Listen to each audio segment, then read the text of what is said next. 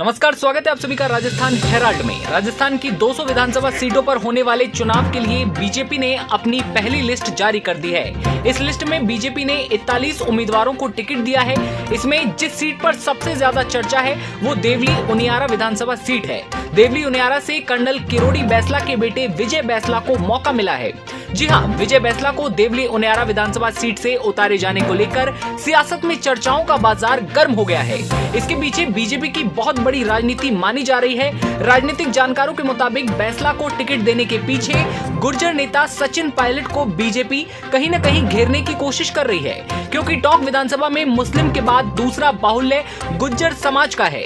विजय बैसला को बीजेपी से टिकट मिलने के बाद टोंक, सवाई माधोपुर, झुंझुनू, अजमेर समेत कई और जिलों में गुर्जर समाज का वोट बीजेपी के खाते में जाने की संभावनाएं बढ़ जाती हैं। विजय बैसला को टिकट देने से इस सीट समेत आसपास के कई विधानसभाओं में भारतीय जनता पार्टी को मजबूती मिलेगी।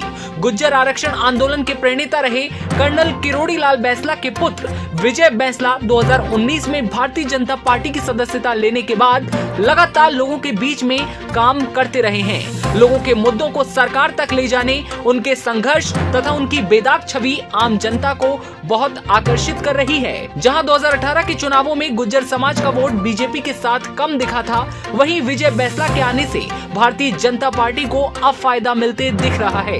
गुर्जर आरक्षण संघर्ष समिति के अध्यक्ष विजय बैसला विगत कई सालों से गुर्जर समाज के लिए लगातार संघर्ष करते रहे हैं, जिससे एक तरफा गुर्जर समाज कहीं न कहीं विजय बैसला के साथ खड़ा है। गुर्जर समाज के दूसरे सबसे बड़े नेता कहे जाने वाले विजय बैसला को भाजपा ने उतारकर कहीं न कहीं गुर्जर वोट बैंक पर सेंध मारने की कोशिश की है। विजय बैसला भारतीय जनता पार्टी के लिए राजस्थान विधानसभा चुनाव में एक बड़ा मास्टर स्ट्रोक और तुरुप का इक्का माना जा रहा है। अब देखना दिलचस्प होने जा रहा है कि कांग्रेस पार्टी विजय बैसला के चुनौती को कैसे स्वीकार करती है। क्या है राजनीतिक समीकरण? देवली उनियारा विधानसभा सीट गुर्जर मीणा बाहुल्य सीट है। बीजेपी ने इस बार गुर्जर नेता के रूप में विजय बैसला को टिकट दिया है। ऐसी स्थिति में अब कांग्रेस को अपना मीणा उम्मीदवार ही उतारना होगा। आंकड़ों की बात की जाए तो कांग्रेस ने अधिकतर मीणा उम्मीदवार ही चुनाव मैदान में उतारे हैं। इससे पहले वर्तमान विधायक के तौर पर पूर्व डीजीपी हरीश मीणा हैं। अब तक देवली उनियारा विधानसभा सीट का इतिहास रहा है, यहाँ एक भी विधायक दूसरी बार रिपीट नहीं हुआ है। क्या है जातिगत समीकरण?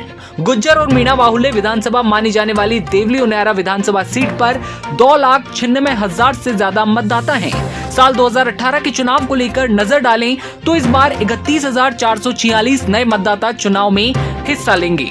इनमें अगर वर्गीकरण की बात की जाए तो गुर्जर मतदाता करीब 50,000, मीणा मतदाता करीब 56,000, वहीं माली 25,000, राजपूत मतदाता 23,000, ब्राह्मण 27,000, वैश्य 27,000 और आपको बता दूं कि मुस्लिम मतदाता करीब 35,000, एससी करीब 45,000, शेष अन्य जातियां शामिल हैं। इस सीट पर गुर्जर मीणा वोटर्स के अलावा मुस्लिम, राजपूत, ब्राह्मण और माली मतदाता निर्णायक भूमिका में होते हैं। अब तक का इतिहास देखा जाए तो देवली उनियारा विधानसभा सीट का इतिहास रहा है, यहाँ एक भी विधायक दूसरी बार कभी रिपीट नहीं हुआ है। परिसीमन के बाद इस सीट से जिस भी पार्टी का विधायक जीता उसकी पार्टी की राज्य में सरकार बनी है। ये रिकॉर्ड पिछले 20 साल से कायम है। अब देखना दिलचस्प होने जा रहा है कि अब की बार ये रिकॉर्ड टूटेगा या फिर इसी तरह कायम रहेगा। हालांकि इस बार देवली उनियारा विधानसभा सीट पर चुनाव काफी रोचक होने जा रहे हैं। तो ऐसी चुनाव की खबरें सबसे पहले देखते रहने के लिए आप बने रहिए राजस्थान हेराल्ड के साथ। नमस्कार।